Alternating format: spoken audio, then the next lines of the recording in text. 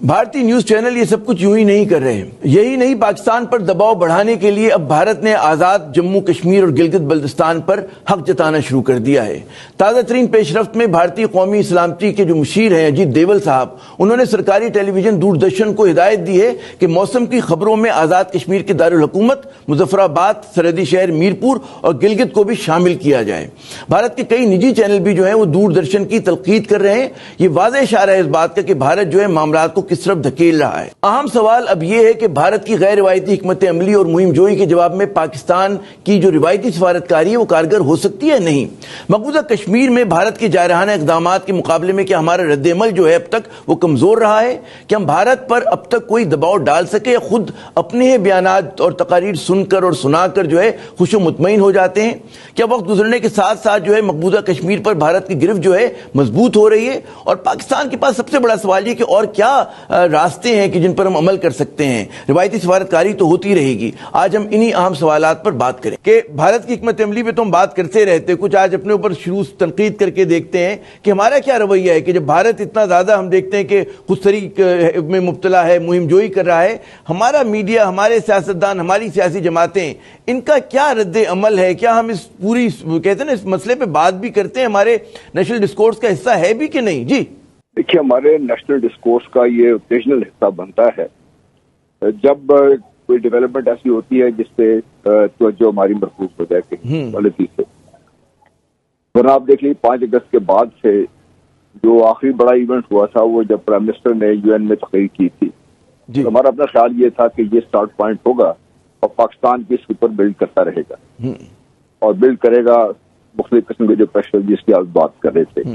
لیکن بدقسمتی یہ ہے کہ پاکستان میں ہم ابھی تک شاید اس خطرے سے صحیح طریقے سے ہم سمجھ ہی نہیں سکے ہیں، کیونکہ میں آج سے نہیں کافی عرصے سے میں یہ بات کر رہا ہوں کہ بھارت اس جو مقبوضہ کشمیر ہے اس کو ہضم کرنے کے بعد اس کی نظریں آگے گڑی ہوئی ہیں گلگت بلتستان اور اس کے بعد پھر ہمارا آزاد کشمیر جموں کشمیر کا حصہ ہے اس کو بھی ہڑپ کرے گا اور پچھلی اسٹیج پہ جب وہ دریائے جیلم پر آ کر بیٹھ جائے گا تو پاکستان کی اب حالت دیکھیے کیا ہو. میں بار بار یہ کہتا ہوں کہ ہمیں یہ سوچنا یہ چاہیے کہ بھارت کو کشمیر دیا کیوں گیا تھا. جب تک ہم اس بات پہ غور نہیں کریں گے ہمیں سمجھ نہیں آئے گی. اور پھر غور یہ کرنا چاہیے کہ اگر اس وقت جو ہمارے لشکر تھے یا ہمارے جو پٹھان بھائی تھے یا ہمارے جو کشمیری بھائی تھے یہ ہمت نہ کرتے گلگت بلتستان کو اور یہ جو آزاد جموں کشمیر کا خطہ ہے اس کو آزاد نہ کروا لیتے تو آپ اندازہ کیجئے پاکستان کہاں پہ کھڑا ہوتا ہے، پاکستان کی دریا کہاں پہ ہوتے ہیں، پاکستان کی باقی سب کچھ کہاں پہ کھڑا ہوتا ہے. تو بدقسمتی یہ ہے کہ ہم اس خطرے کو صحیح طریقے سے بھام سکیں گے. نہ ہی ہم نے کبھی جو ان کی ذہنیت اس کو سمجھنے کی کوشش کی ہے، نہ ہی ہم ان کا لانگ ٹرم جو تھنکنگ ہے اس کو ہم سوچ رہے ہیں، نہ اس کو ہم کاؤنٹر کرنے کی کوشش کر رہے ہیں. ہمارے پاس آ جا کے سوائے کے UN میں تقریر کر دی یا کبھی ہمارے وزیر خارجہ کا دفعہ بول پڑے، اس کے علاوہ اگر آپ کو دیکھیں تو مربوط حکمت عملی سامنے نہیں آئی. ہمیں کہا یہ جاتا ہے کہ پاکستان اکنامکلی کمزور ہے. اکنامکلی کمزور تو میرے خیال طالبان سے اور کوئی زیادہ نہیں تھا، نہیں کوئی. اکنامکلی کمزور اگر آپ دیکھنا چاہتے ہیں تو پھر آپ دنیا کے وینزویلا کو دیکھ لیجئے کیا حالت ہے اس کی، آپ کیوبا کو دیکھ لیجئے. دوسرا ہمیں کہا یہ جاتا ہے کہ ہمیں اس کو بیک برنر پہ ڈال دینا چاہیے.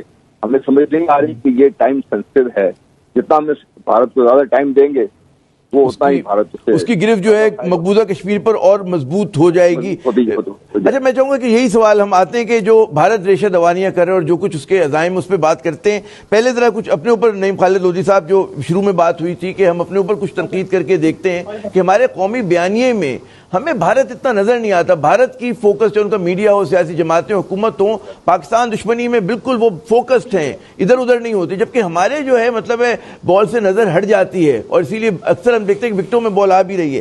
کیا وجہ ہے کہ چھوٹے چھوٹے سیاسی مفادات پہ کی وجہ سے ہم بالکل یرغمال ہو گئے ہیں؟ جی میرا خیال یہ ہے کہ جس طریقے سے میڈیا کا تو یہ ہے نا کہ وہ تو یہ دیکھتا ہے کہ کیا چیز زیادہ بکتی ہے، اور پھر میڈیا میں ایک رسپانسبلٹی بھی ہونی چاہیے کہ چیز کوئی بکے یا نہ بکے اس کی اہمیت کے لحاظ سے اس کو ہائی لائٹ کرنا چاہیے. ابھی آپ دیکھیے کہ 2-3 ہفتے پہلے سے وزیرستان میں 2-3 واقعات پیش آئے، پھر بلوچستان میں جو کل کا واقعہ ہے وہ پیش آیا.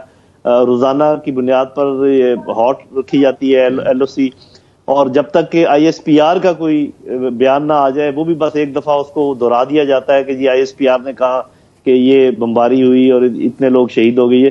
اس کے علاوہ کچھ خود سے اس کے اوپر کوئی کام نہیں کرتے، کوئی بنیاد نہیں بناتے. جیسے ابھی یہ جو میجر صاحب نے بات کی ہے ہندوستان کے، اور بالکل ایک آپ سمجھے کہ اپنے اوپر خود بخود ایک FIR کاٹ دی ہے، اس کو کس طریقے سے ہائی لائٹ ہونا چاہیے تھا، اور یہ جو بلوچستان والا واقعہ کیسے اس کو ساتھ ملانا چاہیے تھا. اور یہ ایک چیز جو بالکل ہمارے سامنے آپ بھی جانتے ہیں، آپ بھی جانتے ہیں کہ جو کچھ مودی نے کہا اپنے الیکشن کے دوران، جس کو ہم سمجھتے رہے الیکشن ریٹورک ہے، اس کے بعد بھی پھر جو وہ کہتا رہا کہ ہم یہ کریں گے، اور آخر میں ابھی آپ کو پتا ہے کل کی بات ہے کہ ان کا جو نیشنل سیکورٹی ایڈوائزر ہے اس نے ایک اجلاس بلایا جس میں یہ تمام چیفز گئے ہیں ایئر فورس کے، آرمی کے. یہ وہ خبریں ہیں جو سامنے لانی چاہیے تاکہ پتہ چلے کہ بھئی ادھر ہو کیا رہا ہے. یہ جو آپ نے بڑا اہم بتایا کہ جی ہم لوگ ہمارا میڈیا جو ہے مطلب بتانا پسند نہیں کرتا، کیا وجہ ہے؟ میں